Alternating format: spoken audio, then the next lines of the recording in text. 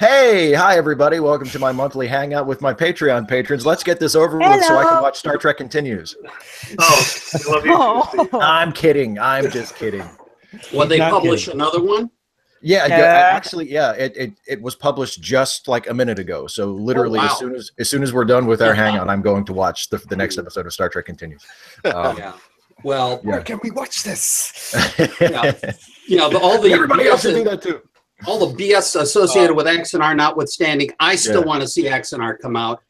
And I admired Star Trek Continues for, keeping on despite, the whole, X and R CBS business. Yeah. Well, I think the deal was that the Star Trek Continues company worked out a deal with CBS Paramount where they could complete the episodes that they had funded. They had already raised money to do, I think, up through episode 9. Episode 11, and Paramount said, okay, go ahead and finish the episodes that you already had in production, and then they're done. So I think the episode going up today is episode 9, and then the next 2 are supposed to be a 2-part like series finale. So if you're a Star Trek Continues nerd like I am, you're happy, but you're also sad because you're like, oh, it's almost over. But I kind of do like when a show has just like 10, 13, 15 episodes, something small like that, and then it's over. Because then it's finished. Like Firefly. It's also really nice that they're letting them actually. The problem is Firefly, there's so much meat on the bone that was left there. I mean, the whole 2x2 Hands of Blue business, the whole backstory between Mal Reynolds and Inara. I mean, you had meat on the bone there for 2 or 3 seasons and not even breathing hard. I mean, if I was a writer... but Fox are assholes. Lito, that's like saying the sun rises in the Firefly. east. Don't get me about Firefly. I'm super mad. They had like several executives, like they have a revolving door of executives during that time when like that 3-year period is and something like that. 9 executives in that period. That was one of those. That was another example of one of those weird TV things where it's like, where it feels like, and maybe this isn't true. Maybe this is just like because we're fans of the show and you just start to go into conspiracy theories. But it feels like they were trying to kill the show. Like, and it seems like Fox does that a lot because I got that feeling a lot with Futurama as well. It was like, are you trying to make it as difficult as possible for people to watch this show? Like, because they would show episodes out of order. It would be preempted. They would show it at different times. It was like, well, there's that phrase about never ascribe to active, hostility. What can be ascribed to stupidity or ineptness, or however that phrase goes. But I think it's just incompetence. Yeah, exactly. And I think that's very much on point. Yeah.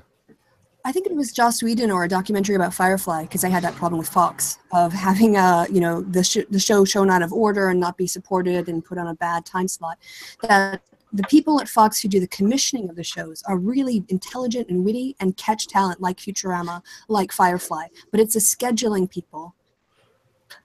So you have these great shows that start out but then aren't supported by the network because the scheduling people don't treat them in the way that the people who commission them saw them to be. Yeah, I guess it's one of those things where it's you assume that people in a certain position will know what they're doing, and often that just isn't true. It's kind of weird how many parts and people need to like play together so flawlessly. Yeah. For not only the show to be made, but also be distributed and advertised and all that stuff. And then just one group or one person fucks up that one thing, and suddenly it's like. But they're losing money. Firefly is one of the best ranked TV shows on IMDb. It's got like 9.6 out of 10, I think. Mm-hmm. They're losing money when they fuck up with shows like that.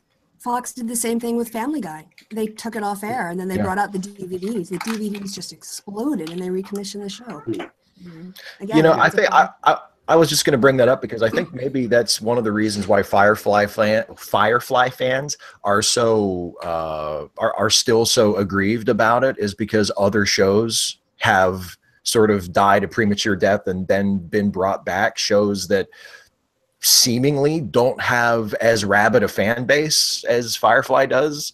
And they're sort of like, what is going on here? Like, you have all these, like, the internet, you can't, you know, click through 5 web pages on the internet without finding some Firefly fan who wants the show back. And yet they haven't, you know. The brown coats are everywhere. What's his name? The guy who played Malcolm Reynolds. I can't think of his name right now. Nathan Fillion. Yeah, Nathan Fillion. He wanted to buy the franchise at one point. The thing is, you know, how the hell do you move forward without Shepherd Book? I mean, I loved him. I loved his character and the backstory of what he was doing before he was at the South Down Abbey. I think I mean, again, you could do an entire, you know, you could do couple of months worth of you know, series on that. You know, was he a member of the Parliament? Was he a member of the military? Was he an operative once upon a time? Young Shepherd book series. You can still make that spin-off, though. Yeah, of course. Yeah, that's true. You just wouldn't have. I don't know if we really want to see that. Again, I'm gapping on the guy's name, but that's kind of true for all characters, though. They're all amazing in that show. Well, it was an ensemble cast where you had just 10 tons of talent and they all brought it, and you had writing that let them bring it, and everybody had a chance to have their share of the limelight, which is what made it so wonderful. And it seems like they all really loved being on that show and making that show. And I mean, even a lot of cast members on really successful popular shows, that's relatively rare, where, you know, 5, 10 years, 15 years later, they would still seem like they would want to go back and actually do it again. You know? Well, like you listen to the behind the scenes stuff that they talk about in the series, and it's all over that. I mean, to the point where you got Jane coming in as an Easter egg and singing that stupid song about the story of Jane and the mud town, whatever. That episode was hilarious, so awesome. But that took work. Amazing about Firefly is that it was in the end 16 episodes, and think about the emotional experiences that you go through when you think about different episodes, like Mal and Wash being tortured and, you know, doing a sort of buddy style combat over Zoe and sleeping with her not to get themselves through it, or when the guy that he knew from the war died, to the comedy. I mean, there's so much tension, your understanding of River and your fear for her and your fear of her. It's just such an amazing show for as few episodes as they actually produced. That's a really good point. I never realized it until you brought that up. But I mean, Firefly fans talk about the way Firefly fans talk about that show. You would think it was on for 8 years. You know, like there's such a depth of feeling and appreciation for it. Because I know I look at, you know, my favorite popular sci-fi show would be Deep Space Nine, and I had 7 years. You know, like I have 170 some episodes to look back on and look at my favorite moments. And, you know, the fans of Firefly in terms of episode number had less than 1/10 of that. And they still have this, you know, they can talk about the show with just the exact same level of depth and commitment that I can for a show that was on for 7 years. It's really amazing. The original Star Wars 3-movie trilogy. People are still going crazy over the original Star Trek series. Was 2 seasons, wasn't it? Yeah, 3 seasons.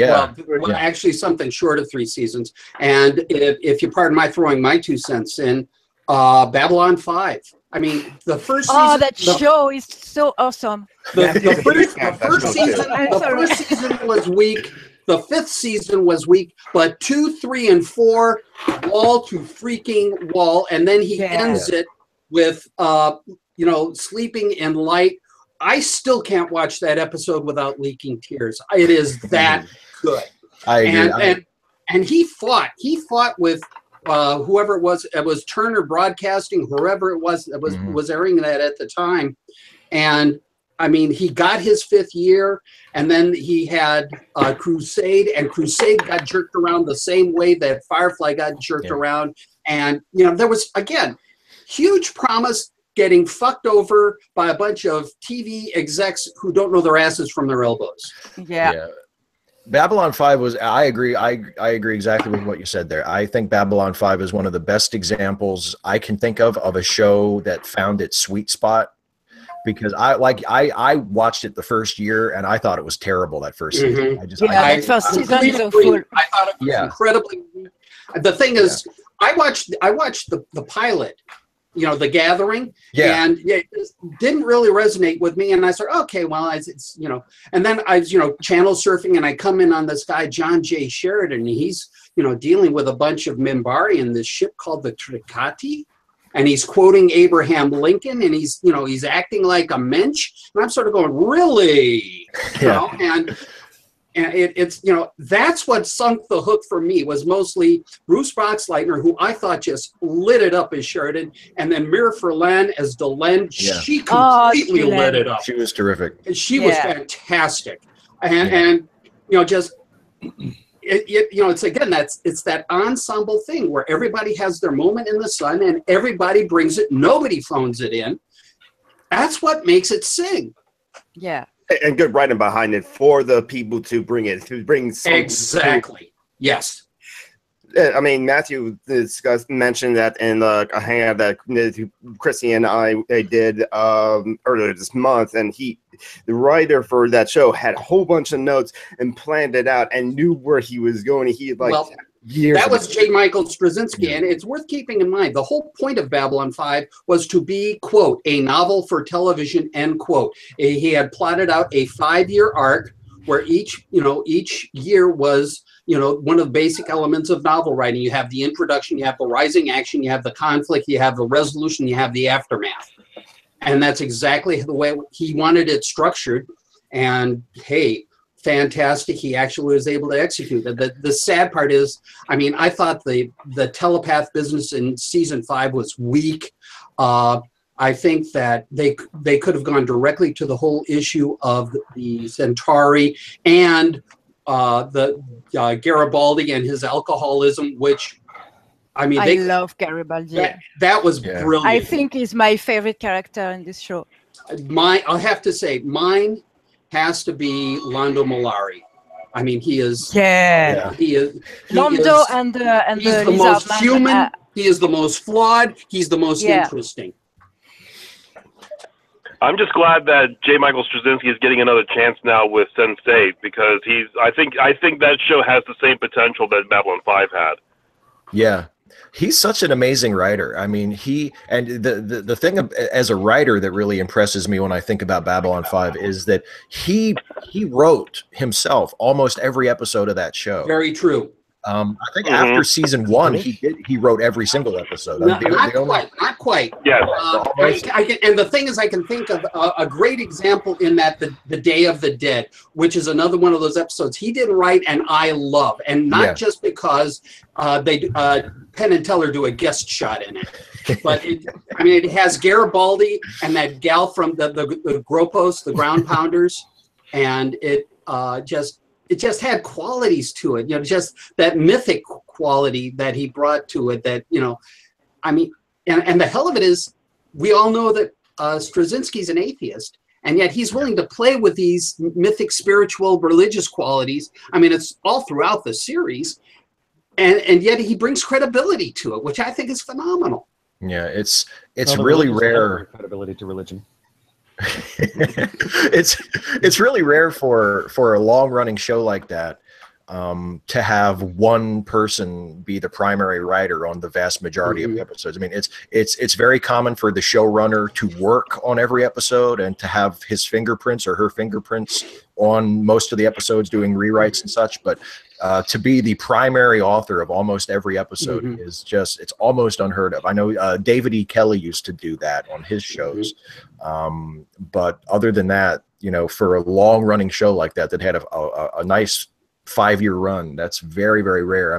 We always associate like the Twilight Zone with Rod Serling, and he did write a ton of those episodes. Yes, he did. But Charles Beaumont wrote a ton. Yeah, and you got Clayton, who wrote a bunch of them. Richard Matheson, who wrote wonderful shit for that. So there was like a pool there of core talented writers that Serling was certainly the most dominant of. But but the thing for is, a show to go ahead.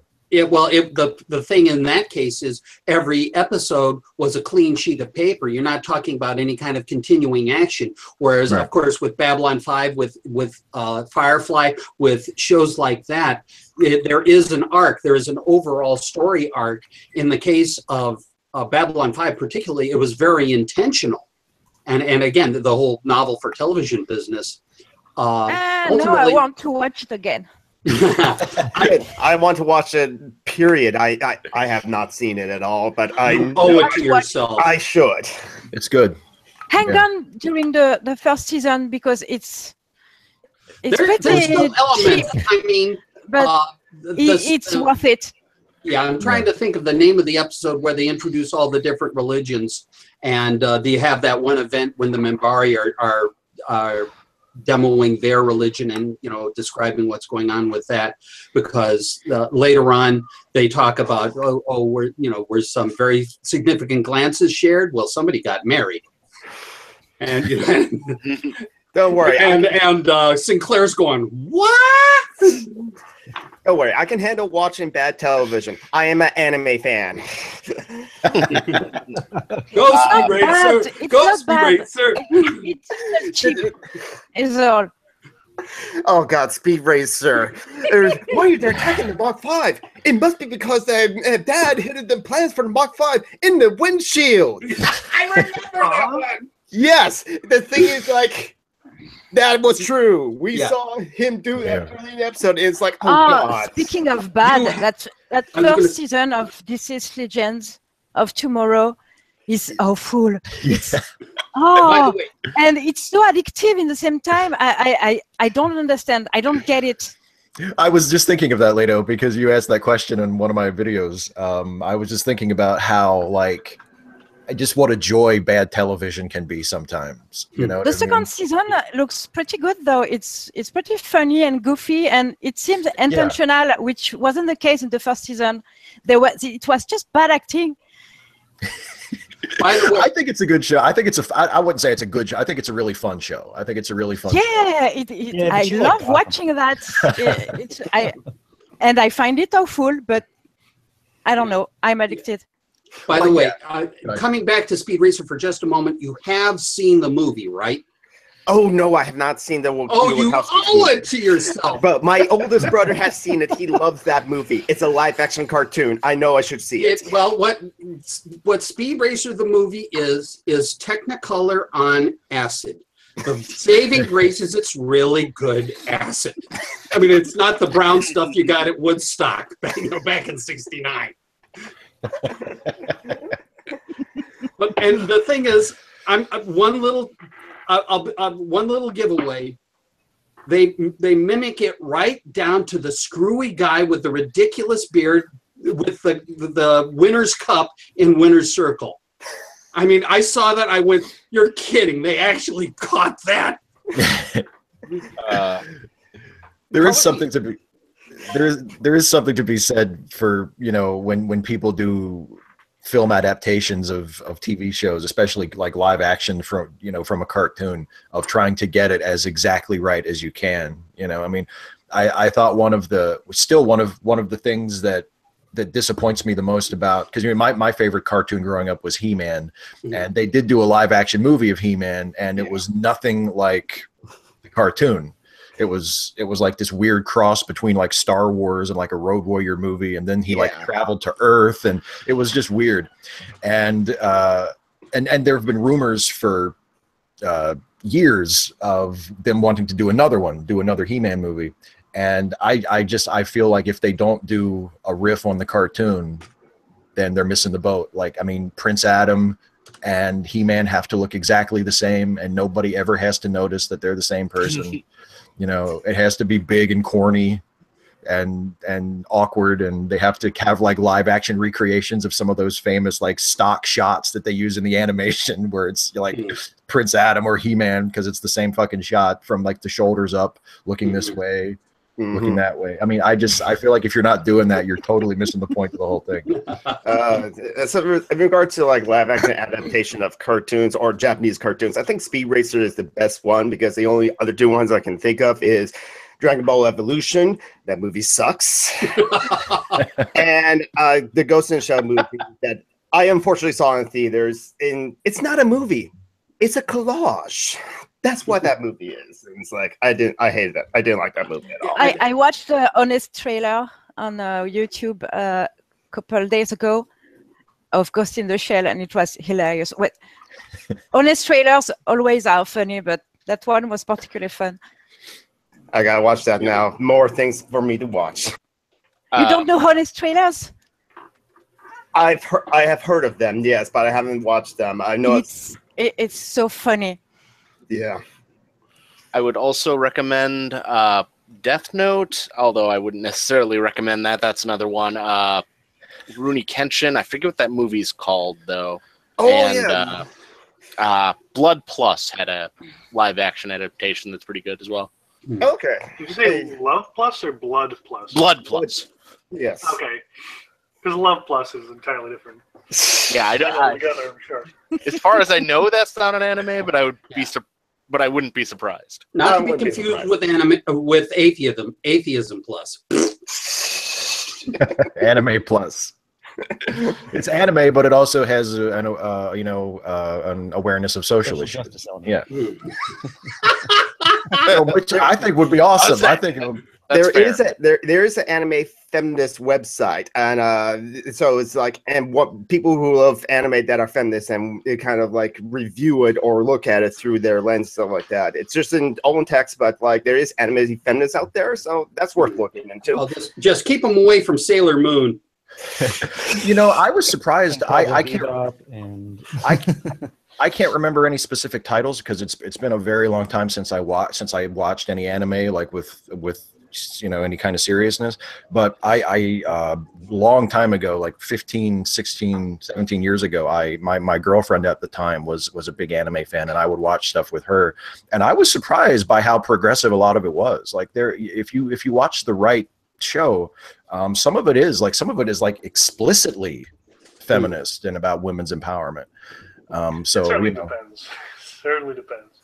Yeah, it depends on the show. Some of it is not that at all. Yeah. Some of it's the complete opposite.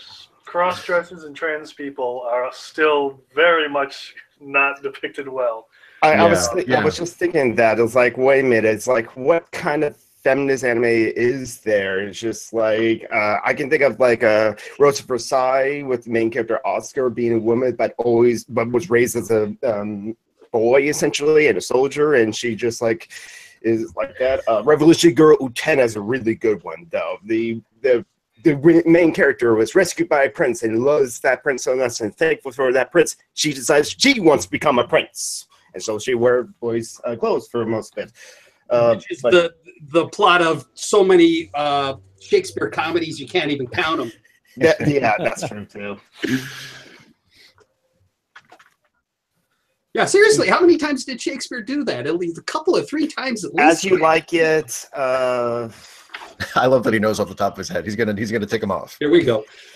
The hell of it is I should know them because I mean they do at least 2 Shakespeare pieces a year at Great Lakes Theater Festival, and we've been going pretty steadily for the last 5, 6 years at least.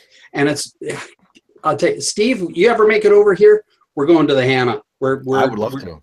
Yeah, because I haven't seen a live Shakespeare production since I was in college. Well, I mean, it's an intimate setting. There's hardly a bad seat in the house. It's a smallish theater, which they literally just renovated. And one of the things, this is many years ago, when not very long after the renovation, they got an endorsement. Because you usually have the guy comes down, he steps onto the stage and says, welcome to the Great Lakes Theater Festival. This is what we're doing, and we want to thank our sponsors. Except this time he brought somebody along, Tom Hanks. Ooh. Tom Hanks cut his teeth pretty cool at the Hannah. He was, he did some minor stuff there, and he goes into this incredibly positive rant about he's, worked in London and in Greece and there, this, that, and the other place. And he says, you will not find a finer venue than what you've got right here. And obviously he was raising money, but for him to make a statement like that, I thought was just fantastic. I remember when I was in college that we had a medieval theater company as a part of our theater program called the Rude Mechanicals that did Shakespeare, obviously a lot, and they did a production of The Tempest that I went to see that was so interesting because the guy that they cast to play Prospero was like this stereotypical nerdy guy. And it was so interesting because they didn't do like, the wise old man thing with Prospero. They went for like, it was almost like he was like a Bill Gates type, and I was like, well, I guess maybe I could see that, So it's like you have this guy come out on stage and he's dressed in the traditional costume and he's got the book and everything, but he's got the close short haircut and glasses, and he has kind of like the stereotypical, nerdy computer guy voice. And he's like, our revels now are ended, and it's like, okay, that's swell. That's interesting. Okay. Like you got Sheldon, what's his name from got Playcat. Hello. Hello, kitty. Thanks, kitty. Oh my God. It's just paralyzing, isn't it? Well, before you guys step away from the theater topic, I wanted to show off a little bit. You may have watched me walk into the theater, so I'm sitting here at my desk, which if you can see, I don't know, got my huge script. Wow. Every tag is a cue that I have to remember. Wow. The board and the sound laptop.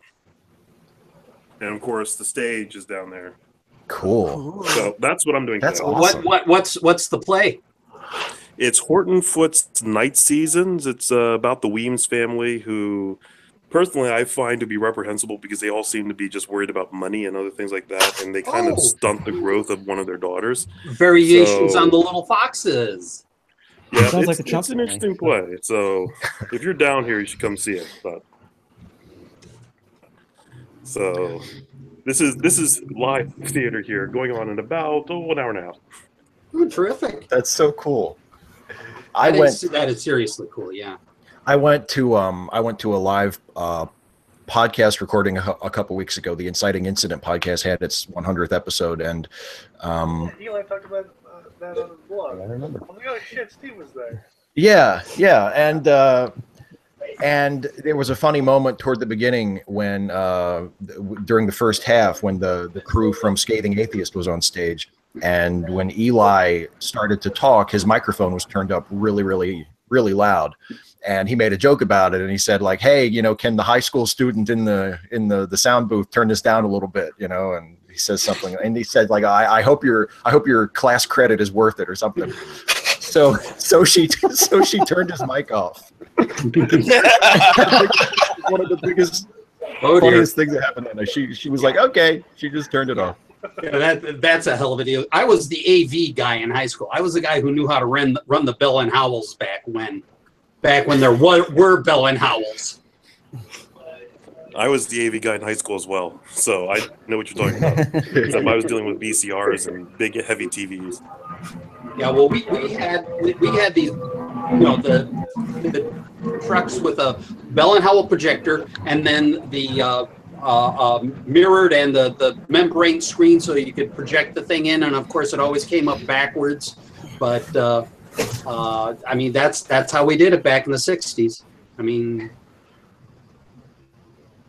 I remember when I was in elementary school, every classroom had a TV, and they were all plugged into sort of the school's like internal video network, where if you wanted to watch a tape, you had to take the tape and take it to the library where all the VCRs were, and put it into the right VCR for whatever channel it was that you had your TV tuned to, so you could watch a video. And I don't know, when I was like 6 or 7, this was just the coolest thing in the world to me. Like, you put the tape in the VCR in the library and we can watch it here. You know, now it seems so strange because we watch shit on our phones and tablets coming from who knows where else in the world wirelessly. But at the time, I was like, wow, that's so cool. You put the tape in the other room, and it plays here. I mean, what's wrong with my mic? I'm sorry about that. I mean, our smartphones is pretty much like the tricorders from Star Trek, essentially, but with more. There's an app for that. You can download. Needs a better scanner attachment, or otherwise. I mean, thinking about that, I was nosing around, shopping around for stuff. You can get an SPL meter. You can get a third octave analyzer. You can get. I was looking for a stroboscope so I could figure out what speed my mower was running at because I thought it was running low. There is apps for shit you can't even begin to guess. Penis enlargement? Yeah. Penis enlargement app. Oh, yeah, it's all I care about is does it work? It's a ruler with not for me, it's for a measurements. friend. My problem is having been involved in metrology, first for Brule and Kayer and then for Keithley Instruments. I sort of wonder how accurate they really are and what they use for a reference. So I'm fussy. So sue me.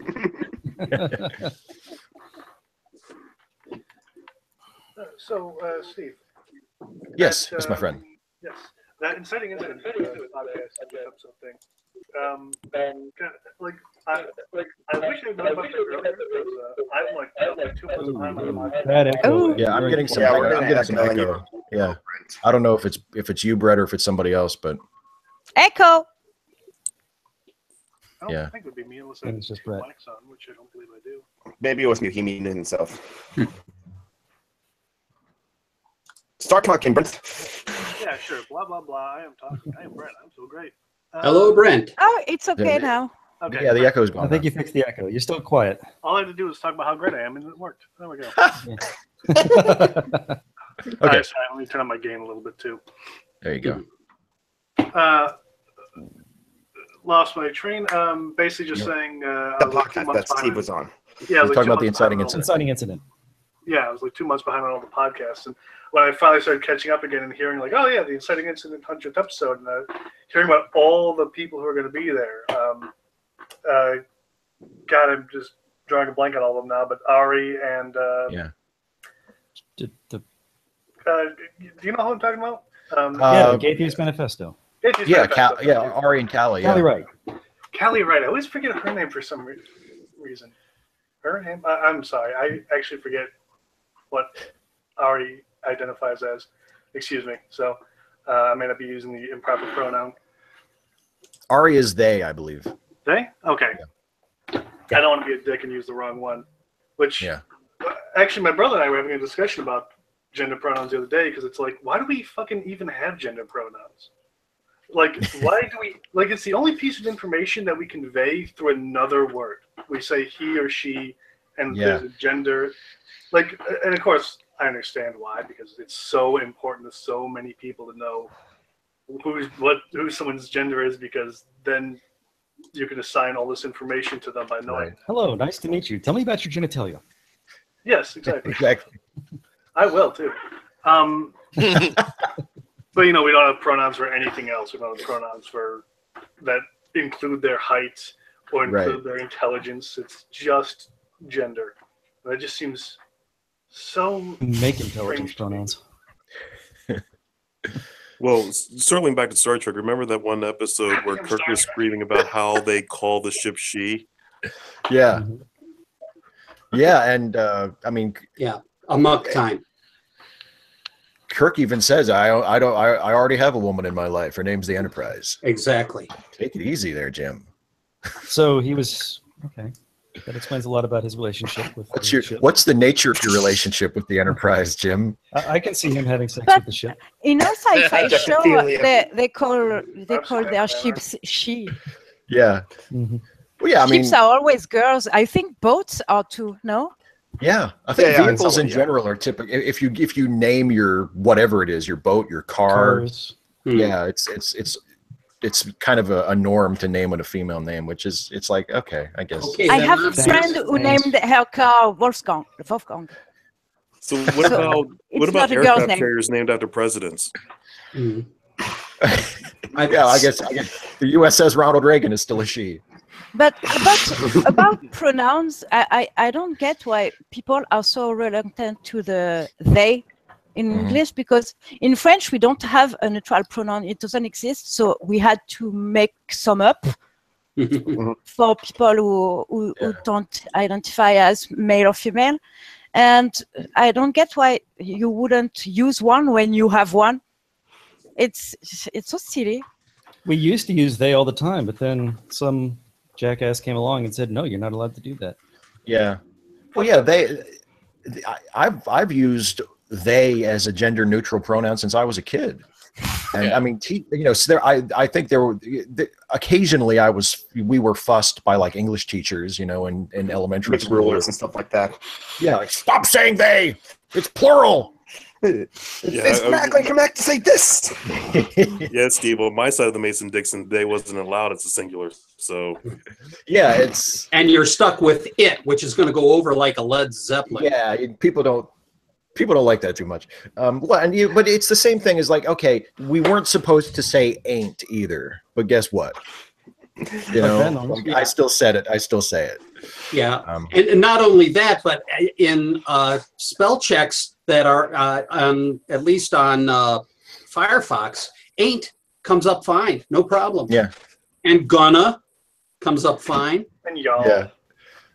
Ain't a word, and I ain't gonna use it no more. Yeah, and if you believe that, I got some real swell swampland in Florida I'd like to sell you. It's like, why are we fighting this? It makes playing Scrabble or Bogo kind of interesting when you can use words that people say, no, that's not a word. All right, Urban Dictionary or something. Let's look it up on Firefox. Well, yeah, you have to agree on a dictionary before you start a game of Scrabble. I mean, you can't just be bringing in outside dictionaries.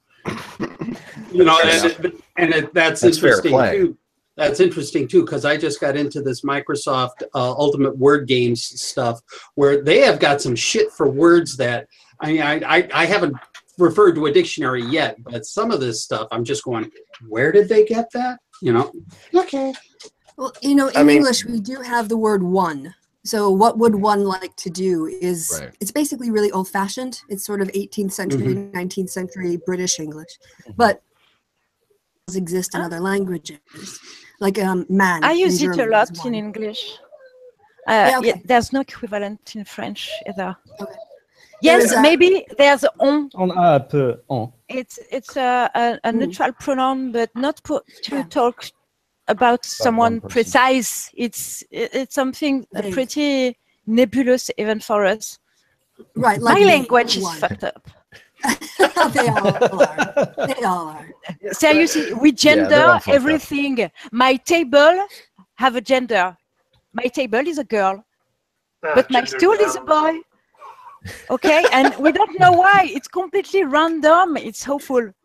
Yeah. And in German, Spanish is the same way when I was learning it. So, so is German. Everyone, I got to run. So take care. Okay, have a good night. Break a leg. Bye. Yeah. Bye. Take good care, Matthew.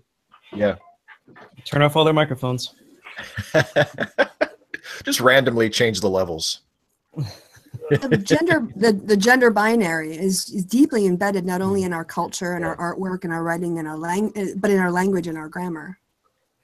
So, not just ours, but anybody know if there's gender going on in like Russian or Chinese or the Chinese? Their gender for people, but not for objects. And Russian, I don't know. I haven't studied it.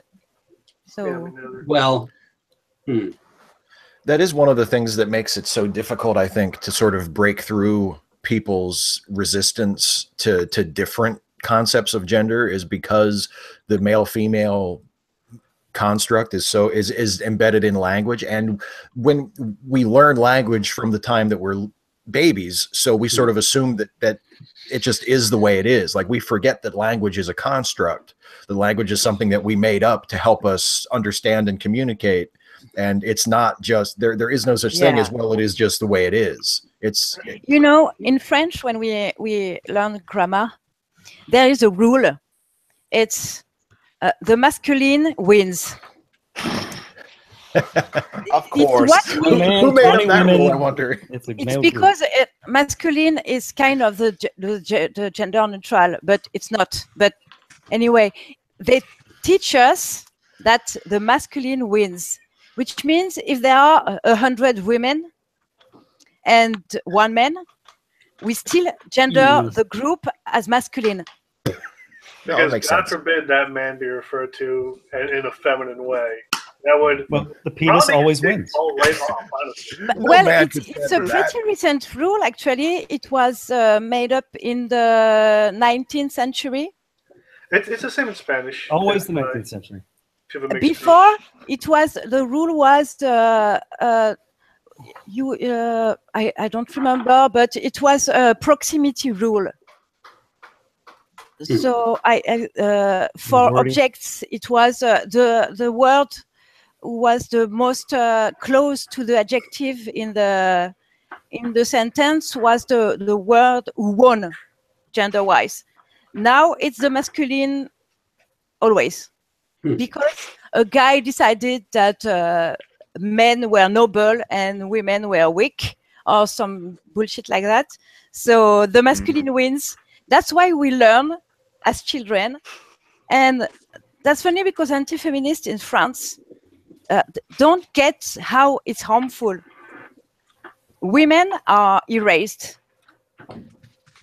Yeah. Speaking of women being erased, I looked for a female name on the Eiffel Tower. Foucault is up there, so it's not like they don't update those regularly. But I couldn't find a single woman's name on the Eiffel Tower.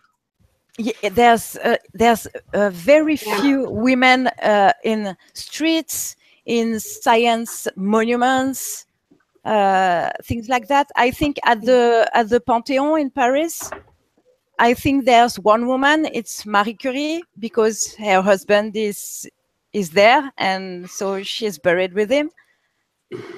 But that's all. Yeah, but Simone, if Foucault is going to be on there, so should Simone de Beauvoir. Yes. I mean, that's just for philosophy. That's a baseline. That's just come on. Yes, but in France, Simone de Beauvoir is mostly in the mainstream. She's mostly known for being Jean-Paul Sartre's companion. Yeah. See, whereas I see her as a feminist writer and philosopher. And that's how Olympe de Gouges is only known of feminists. The mainstream people don't even know who she is. I thought it was a building. That's why she needs to be on the Eiffel Tower. Yeah, people don't know women scientists in France because we don't learn about them in school. Not Apart even from Marie Curie. Everyone knows Marie Curie because I was going to say because she was married to Pierre Curie, so they can't talk about him without talking about her. Hey, one woman, equality achieved. Yeah. Like president, racism's over. Well, we can throw in Cara Santa Maria. We can throw in Valerie Tirico. There's a couple other that Seth Andrews has interviewed, and really the only reason why I know any of them is because he interviewed them. Yeah. I mean, there are so many examples of that sort of thing, though, of the woman sort of being known by the husband's name or only being known in reference to the husband. Like there was an example just this past week I saw that Lorene Powell bought a majority stake. Yeah, exactly. John just put it in the chat. Lorene Powell bought a majority stake in the Atlantic, and one of the headlines was Steve Jobs' widow buys a majority stake in Atlantic. Oh. Wink. And like, everybody on know Twitter her name? was saying, say her name, say her name. Eventually I said, everybody keeps saying that. None of you has said her name. I had to look it up. That's depressing. Even Ada Lovelace, the woman who basically invented the internet in the 19th century, she's known as the daughter of Lord Byron. Yeah. It's depressing.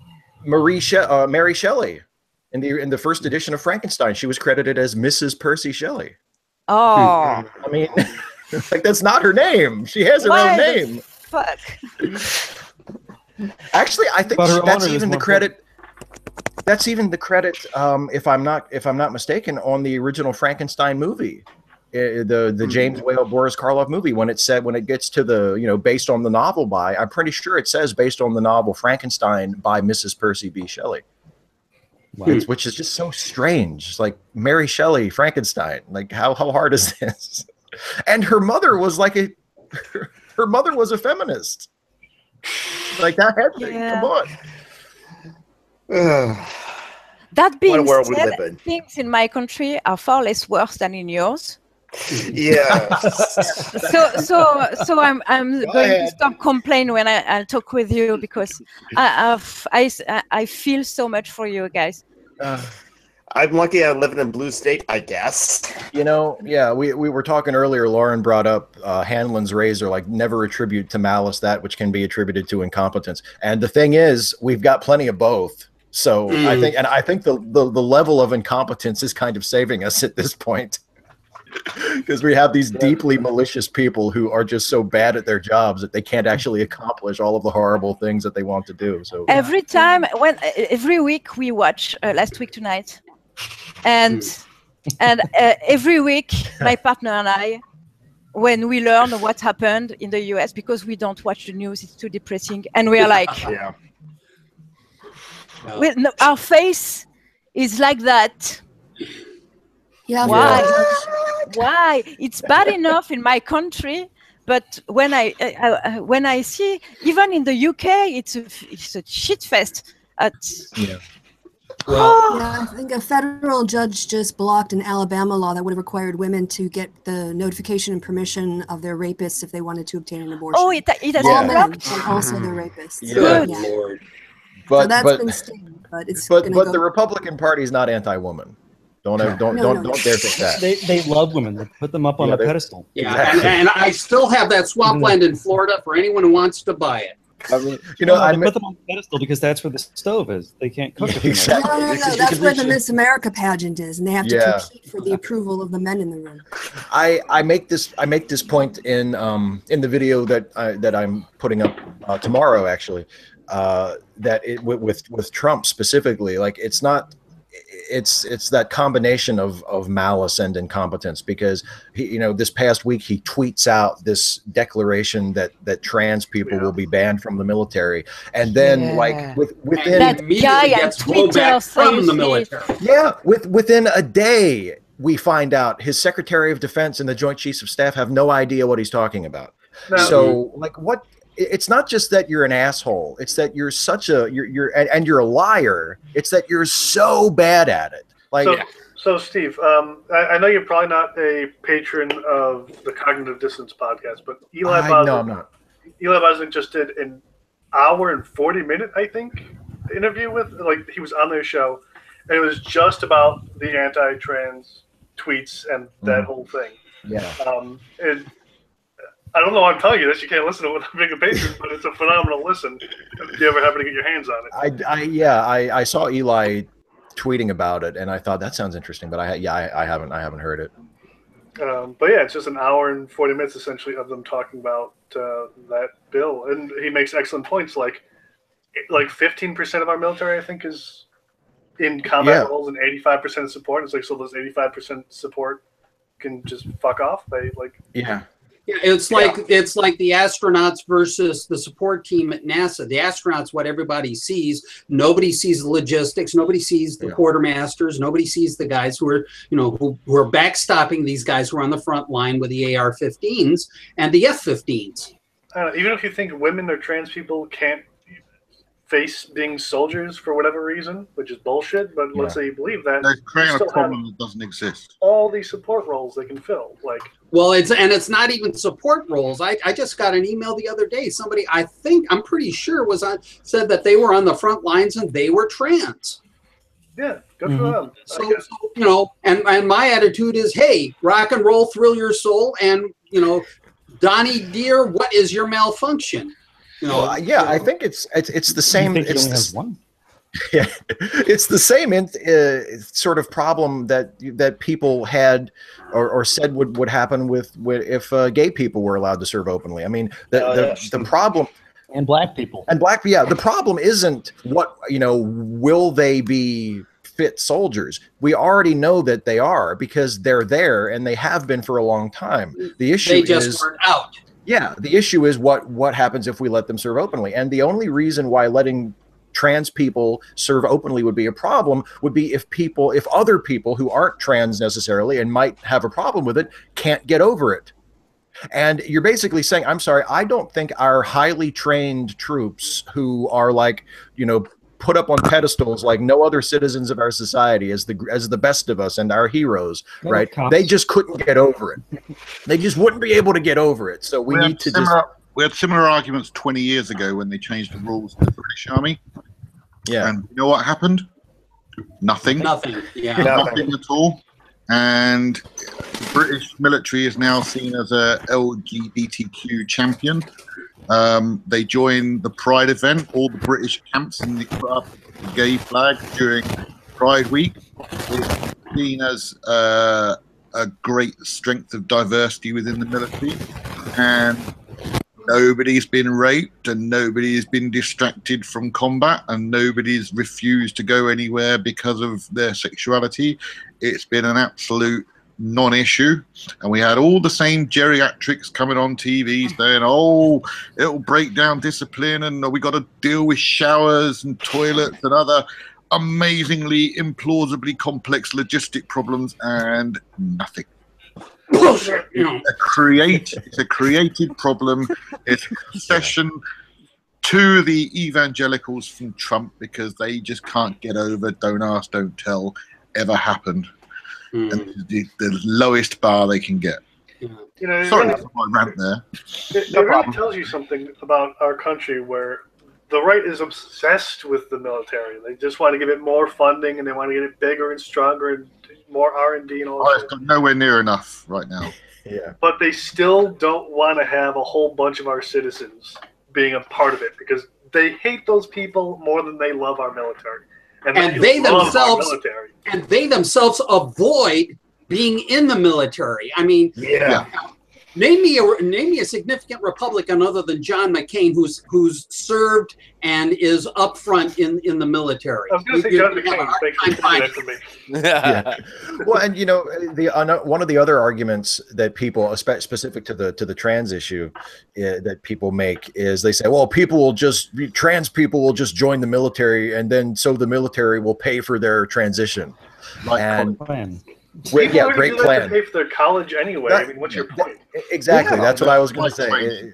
Or their other education. Or there any are other so many reasons. Out of all the friends that have in the military, and it's 5 don't people. Don't you realize that the majority of trans people don't want to undergo surgery?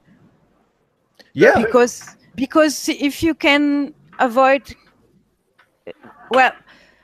anesthesia, you can die. So if you can avoid the unnecessary procedure, trans people are not stupid. They don't want unnecessary procedures.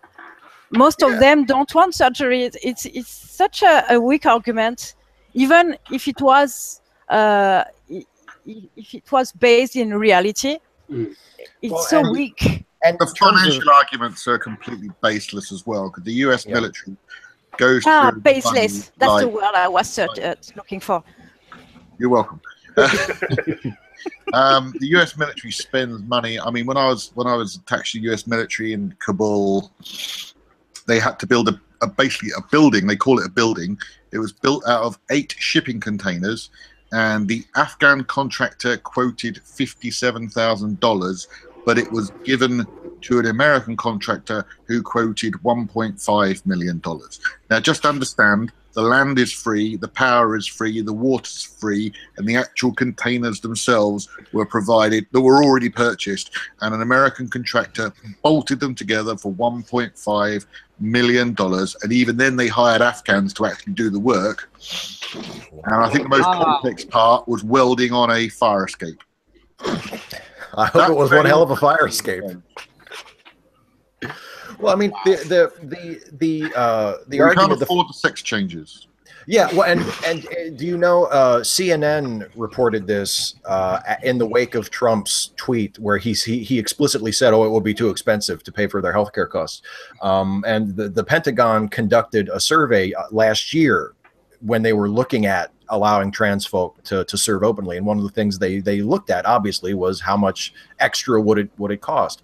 And they found that the cost of transgender-related health services would amount to 0.017% of military healthcare spending.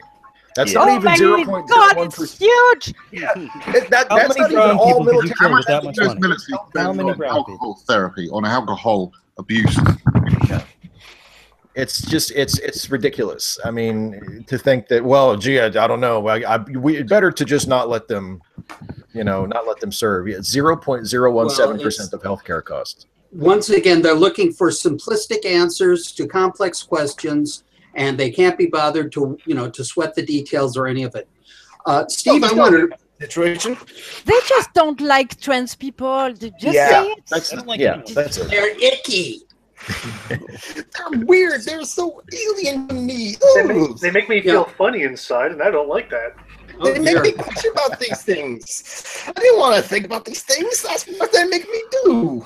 Steve, could I come back to the whole? Could I come back to the whole competency issue and Trump for a second? Because as you probably, or can I wrap up about Trump?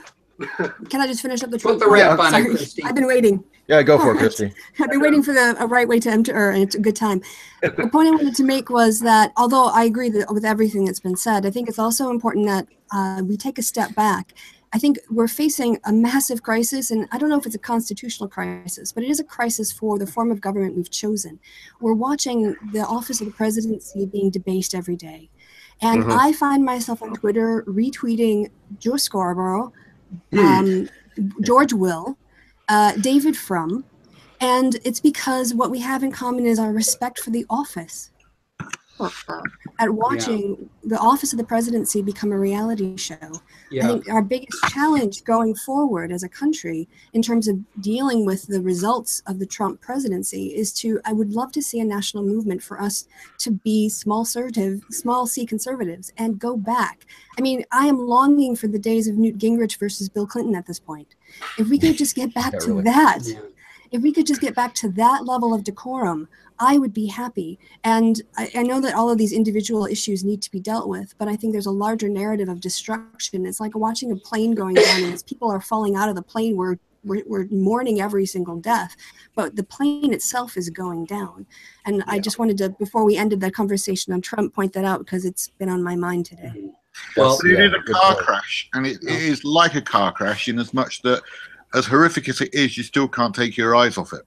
Yeah. And what I wanted to bring up relates to that, because the issue I'm worried about is what's going on in North Korea. As you probably know, they've just had another launch, except this one has been considerably more successful than their previous launches. Yeah. And one of the guys said if they pushed the thing over into a more horizontal trajectory rather than the up down that they had done, we're in the crosshairs.